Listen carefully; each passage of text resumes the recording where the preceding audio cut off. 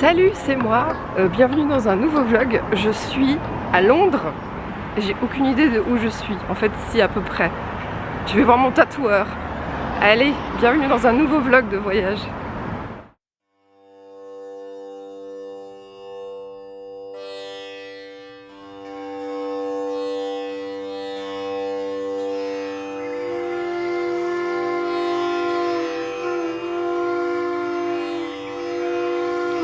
Hey coucou, salut, on est dimanche 22. J'ai fait mon premier tatouage hier, donc on a tatoué super tard. On avait du mal à placer une partie du tatou et on avait du mal aussi. Moi j'avais du mal à accepter un peu. Donc on a mis du temps à le faire, mais c'est bon, c'est chose faite. J'ai douillé. Je vous avoue que là, ça fait mal. J'ai un peu douillé. Donc là, ça va mieux. J'ai pu dormir. Donc là, j'attends le tatoueur pour continuer la session. Et puis voilà, on va voir ce qu'on fait aujourd'hui. Avec lui, c'est surprise, surprise. On sait jamais ce qu'on va faire. J'ai eu beaucoup de bleu là. La peau a très mal réagi. Donc on a un peu attendu. On a laissé encore le temps passer. Il voulait voir ce que ça donne. Si ça lui plaît. Mais bon, avec l'expérience qu'il a, il a vachement du recul par rapport à la cicatrisation et tout, et la façon dont l'encre pénètre dans la peau. Donc j'ai entière confiance en lui. Donc voilà, donc les peaux matures, comme on les appelle, sont quand même plus difficiles à tatouer en règle générale, et le cou encore plus. C'est clairement la partie du corps qui vieillit le plus rapidement, je pense. Aujourd'hui, je pensais peut-être partir sur quelque chose qui commencerait plus haut, pour vraiment laisser cette partie-là libre. Commencer un petit peu plus haut et remonter un petit peu peut-être le long des chevilles. Donc je vais douiller aussi. Purée les gars, non mais je suis à côté de Holland Park. Et là je suis genre mais subjuguée par la beauté des bâtiments. Enfin genre les maisons, c'est des maisons de malade mental quoi. C'est un truc de fou. Regardez ça. En fait c'est encore plus beau en vrai. On se dit pas comme ça, Londres c'est aussi beau, mais les maisons font vraiment tout le cachet quoi. C'est incroyable là, le quartier où je suis, c'est trop beau. Et je pense que j'ai vraiment rien vu quoi.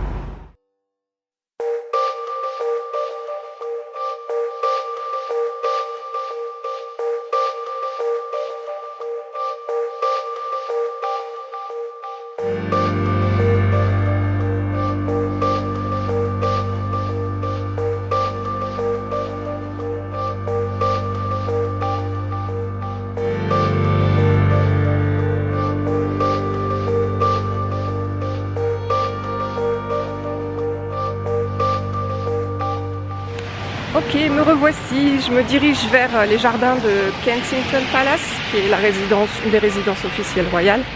Notamment, il y a Lady Di qui y a vécu, le prince Harry et Meghan. Donc voilà, je vais aller voir ça, et la reine Victoria bien sûr. Je vais aller voir ça, je vais juste avoir accès au jardin rapidement. Peut-être jeter un coup d'œil sur le palace, et si c'est possible, on va voir. En tout cas, c'est immense. Et j'ai très peu de temps parce qu'il faut que je retourne à l'aéroport, malheureusement. Mais j'ai un coup de cœur pour Londres, j'ai un coup de cœur pour ces chiens, j'ai un coup de cœur pour les maisons, j'ai un coup de cœur pour les jardins, il faut absolument que je revienne ici.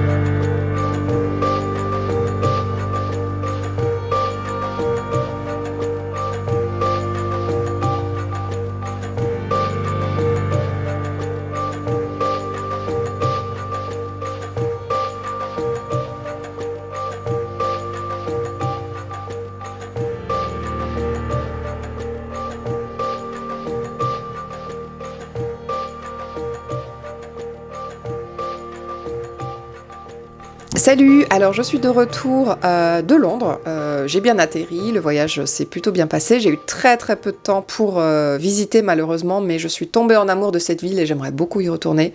Passion maison, passion chien londonien, passion... moi j'ai une passion pour Sherlock Holmes aussi, donc j'aimerais beaucoup voir le musée Sherlock Holmes, puisque j'ai vu qu'il était à peu près dans le quartier où j'étais, mais j'ai juste pas eu le temps. Tellement frustrée, mais j'y retournerai dans cette ville parce que je l'ai trouvée absolument magnifique. Voilà, très contente de cette expérience et en particulier de ma session tatouage aussi, qui était un petit peu mouvementée, assez compliquée sur un plan des échanges en fait, surtout le deuxième jour. Ça a été, voilà, je vais pas rentrer dans les détails, mais je pense être juste la plus chiante des clientes. Et vraiment, je suis bénie des dieux d'avoir un tatoueur comme ça, d'avoir une personne avec une telle compréhension, qui est à l'écoute, mais qui en même temps fait aussi un peu ce qu'il veut, parce qu'en fait les sessions tatouage avec lui c'est toujours un peu folklorique quoi, un petit peu freestyle, et en fait quand je vais le voir, j'ai aucun projet en tête, c'est lui qui fait des choses pour moi et sur l'instant en fait, donc c'est ça que j'aime bien aussi, et forcément des fois ça se passe pas comme on voudrait, ou voilà. Donc en gros, c'était éprouvant. Mais cette session tatouage, en tout cas la deuxième, qui a duré 4 heures, m'a permise de finir la série la saga The Expanse, en tout cas le premier tome de la saga, donc publié chez Babel, dans le cadre de ma lecture commune, et je suis trop contente de l'avoir dévoré ce livre. Je pense que j'ai dû lire 500 pages d'un coup. Je suis juste, mais trop contente. C'est énorme. Vraiment, là, j'ai aucune appréhension à rentrer dans cette saga, à lire tous les tomes suivants. Je pense que ça se lit vraiment tout seul. Et clairement, vous êtes parachuté immédiatement dans l'univers, qui est un space opéra, avec des personnages très variés, très différents, dont vous apprenez beaucoup de choses au fur et à mesure déjà de ce premier tome. Il va s'agir d'un sauvetage d'une jeune femme issue d'une très très aisée famille d'industriels qui semble avoir péri, ou en tout cas disparu sur un petit vaisseau qui a été attaqué par on ne sait pas trop qui. Et donc il est question d'une guerre entre les différentes planètes, entre Mars, la Terre et les différentes planètes et ou structures de la ceinture. Donc une guerre latente, et en particulier je pense pour une ressource principale qui est l'eau et qui vient à manquer. Donc c'est sûr que là on est sur une grosse saga, et comment vous dire, à la moitié du livre, à page 360 à peu près, j'ai vu apparaître un mot, j'ai fait « Hein ?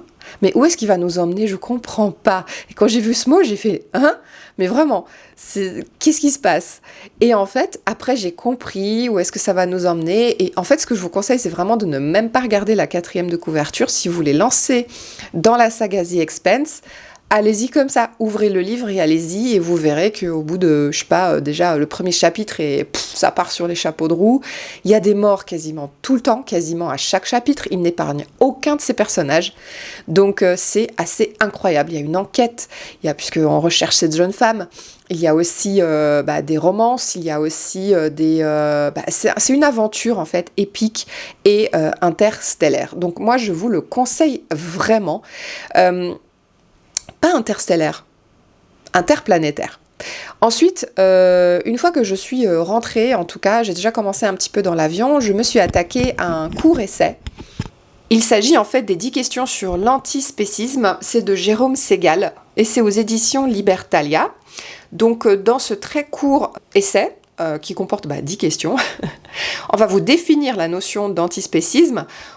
Voilà, globalement, ça veut dire que l'animal est sur un pied d'égalité avec les humains, qu'il ne faut pas distinguer les deux, et que les animaux devraient avoir certains droits, et qu'en particulier, souvent les véganes aussi sont antispécistes, donc ça veut dire qu'on ne devrait plutôt pas, en fait, les manger. Donc, dans la notion d'antispécisme, d'ailleurs, je me définissais comme une antispéciste, je pense même que je suis une animaliste, d'après ce court ouvrage, mais en tout cas, il va placer l'antispécisme dans sa dimension très globale et planétaire, puisqu'il va aborder toutes les cultures, finalement, sur un plan politique, même par rapport au capitalisme et aux sociétés société, en tout cas occidentale, ou même pas occidentale, par rapport aux religions, par rapport à la politique. En fait, il va vraiment placer la notion d'antispécisme par rapport à ces différentes notions, et juridiques aussi, bien sûr, du moins pour le côté français. Et il va vous expliquer l'antispécisme, qu'est-ce que c'est et où est-ce qu'on se place. Bien sûr, il n'oublie pas de vous donner toutes les références bibliographiques pour que vous puissiez aller voir. Et énormément de citations sont incluses aussi dans ces 10 questions. Bref, j'ai adoré. Je trouve que c'est vraiment un ouvrage très très court et de référence. Si vous avez envie, je sais pas, de devenir végétarien ou que vous posez des questions, que vous avez une sensibilité animale ou quoi, mais je vous le conseille énormément.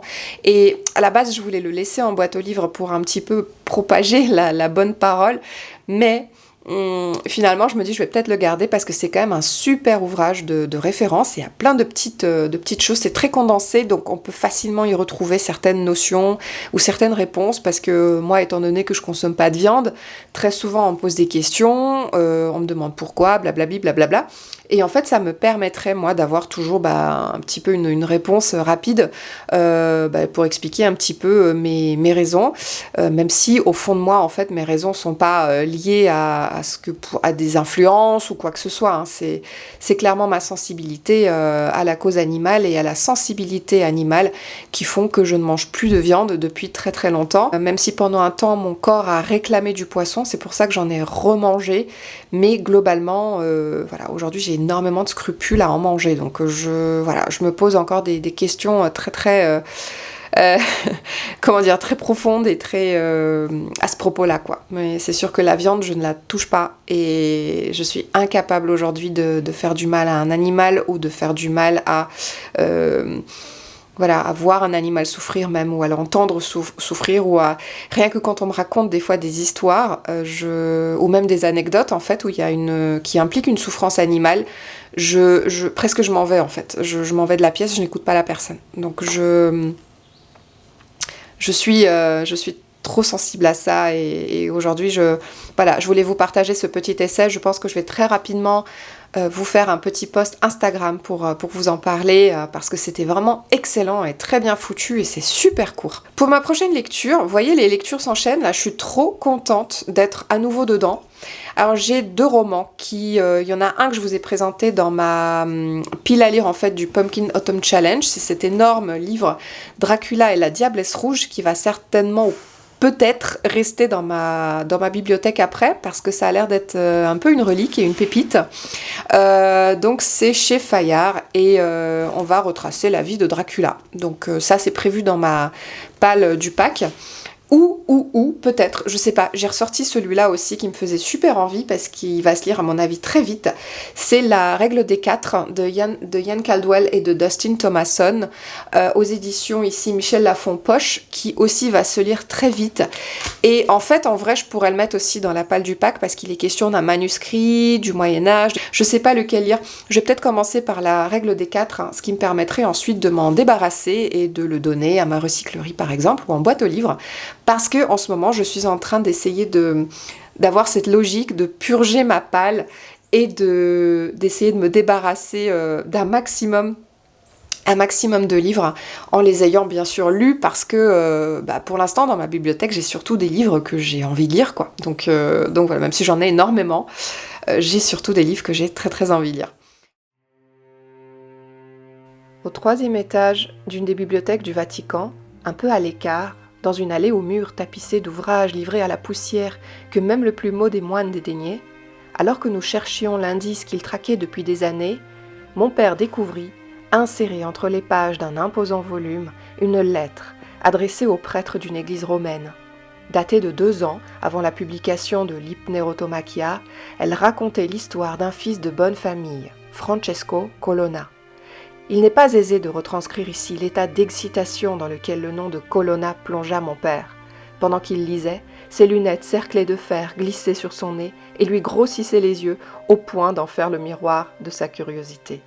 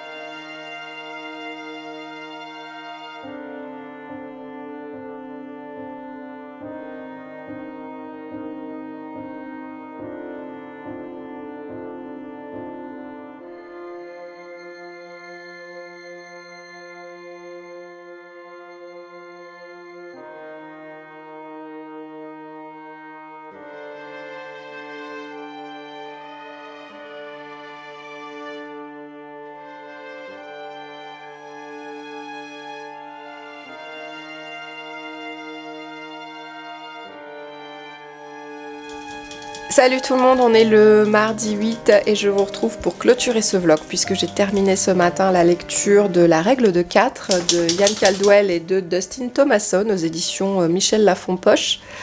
C'est un ouvrage que j'ai lu dans le cadre du Pumpkin Autumn Challenge puisqu'il correspondait au mot-clé mystère. Car là, on est autour d'un ouvrage de 1499 qui s'appelle L'hypnérotomachia polyphilie ou le combat pour l'amour dans le songe de Polyphile. C'est un très long texte imbuvable qui fait, comme ils le disent dans l'ouvrage, fait passer Proust pour un auteur très simple en fait.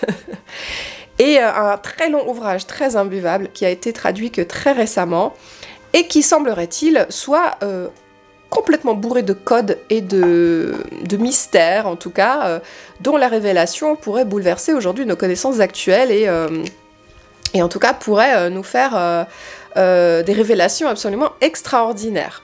C'est un ouvrage qu'on pense avoir été écrit à la Renaissance donc, et par un auteur inconnu, mais qui, vous le verrez dans le récit, a été identifié comme étant un certain Colonna. Et donc de nombreux savants, depuis des siècles, cherchent à percer tous les mystères de ce manuscrit, sans succès, jusqu'à quasiment le papa de Paul, qui est un des protagonistes ici. Paul, c'est un des étudiants à Princeton. Son père est décédé malheureusement, mais il avait voué toute sa vie à décoder en fait l'hypnérotomachia. Et il était quasiment arrivé au bout de ses découvertes. Et son fils, donc, en fait un sujet de thèse, on va dire. Donc, on est avec des étudiants à Princeton. On est dans une sorte de cercle des poètes disparus, parce qu'on est avec un groupe de jeunes, donc, dont on va suivre les aventures dans l'université, dont je m'en foutais, mais royalement, en fait. Moi, je voulais clairement juste savoir un peu plus sur ce manuscrit. Et c'est vrai que petit à petit, au bout d'un moment, on commence à percer un peu ses secrets, mais finalement, j'ai trouvé les énigmes assez faciles, on va dire, assez simples. Et je me dis, mais comment pendant des siècles, les gens n'ont pas pu trouver ça ? Ça relève de la logique et finalement on se dit après la lecture de ce livre tout ça pour ça. Alors les jeunes gens vont enquêter, en tout cas suivre ces différentes pistes au péril de leur vie, hein, bien entendu, au péril de différents, il y a différents dangers qui leur tombent dessus, parce qu'il y a d'autres personnes qui ont les mêmes intérêts et qui veulent absolument et à tout prix être les heureux destinataires de ces messages cachés. Néanmoins, nos héros ils vont vaillamment chercher par eux-mêmes. C'est vraiment des jeunes gens qui sont définis par une forme de courage, de bravoure. Vraiment, ça, j'ai trouvé ça carrément admirable. Et surtout, ce sont des étudiants qui sont sensibles à l'art, aux différentes formes d'art, le cinéma, la littérature. Donc c'est vrai que si vous êtes amateur de littérature, si vous êtes amateur d'art, vous allez retrouver de nombreuses références. Voilà, c'est un livre qui est quand même fait pour les amoureux des livres, hein. On peut pas se le cacher. Mais je me suis quand même ennuyée sur une grosse partie de ce récit, avec ce sentiment au final de se dire, mais tout ça pour ça. Et on n'a finalement pas forcément toutes les réponses à nos questions, et j'étais un petit peu déçue par cette œuvre que je vais m'empresser de donner à ma recyclerie. Il va certainement partir très facilement. Mais voilà, un peu déçue. Je vais vous le présenter en point lecture, mais je vais clairement l'oublier très rapidement. Moi, je suis une grande partisane de livres comme ça, de mystères, où ça décode des textes, etc. Moi, j'ai adoré Dan Brown. J'ai beaucoup aimé le mystère Jérôme Bosch. J'ai beaucoup aimé le pendule de Foucault. J'adore ce type d'ouvrage, en fait. Et là, clairement, j'ai pas eu ma came, j'ai pas été bluffée. Peut-être par le fait que ça se passe à l'université, même s'il y a cette ambiance un petit peu Dark Academia.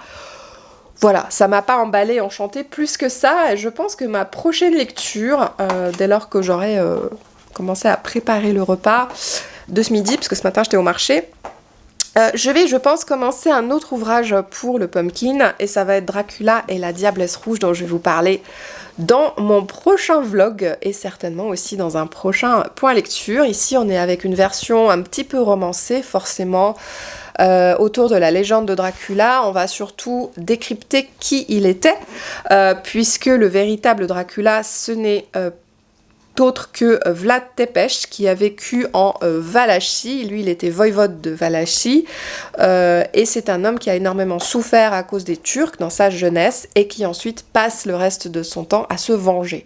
Et son épouse, qu'on nommait la Diablesse Rouge, n'est pas en reste, parce qu'elle-même a été visiblement une très forte cavalière et quelqu'un de très redoutable. Donc j'ai vraiment hâte de voir ce que ce couple diabolique avait, en tout cas dans ses plans, dans ses projets. L'ouvrage est dans un état pitoyable parce que je l'ai trouvé en boîte aux livres et il est relativement cracra, mais il me fait super envie. Et il a été écrit par une autrice roumaine qui s'intéresse énormément à l'histoire et qui a aussi dédié sa vie à l'étude du comte Dracula et tout ce qui touche à ce personnage historique, et qui a ensuite été romancé comme on le connaît aujourd'hui. Donc j'espère que ce vlog vous aura plu. Moi, je suis toujours en cours de cicatrisation de tous mes petits tatouages, hein. Il y a des bonnes croûtes, donc heureusement que c'est l'hiver, hein, et qu'on peut porter des joggings, parce que c'est pas très beau. Je vous les montrerai peut-être dans un prochain vlog un jour, et en tout cas, pour l'instant, je vais aller m'affairer en cuisine pour faire à manger, et je vous embrasse très très fort. Là, aujourd'hui, c'est mon chéri qui est passé sous les aiguilles. Il est en train de se faire tatouer en ce moment même. Et puis, moi, je vous retrouve très prochainement dans un nouveau vlog et certainement dans d'autres vidéos parce que j'ai d'autres contenus à vous proposer. À bientôt, salut!